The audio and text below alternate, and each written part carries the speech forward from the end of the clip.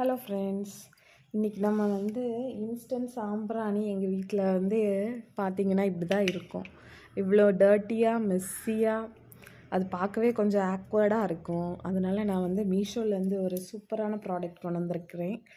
எனக்கு அது ரொம்ப பிடிச்சிருந்து. பாருங்கள் எவ்வளோ நீட்டாக இருக்குது. கலர் பாருங்கள், சூப்பராக இருக்குது. சூப்பர், அப்படி ஷைனிங்கான ஒரு பிளாக் வித் குட் ஹேண்டில். இதுக்கும் உள்ள டிஃப்ரென்ஸ் பாருங்கள். நம்ம வீடு எவ்வளோ நீட்டாக அப்கிரேட் பண்ணுற அளவுக்கு நீட்டாக கொடுத்துருக்காங்க.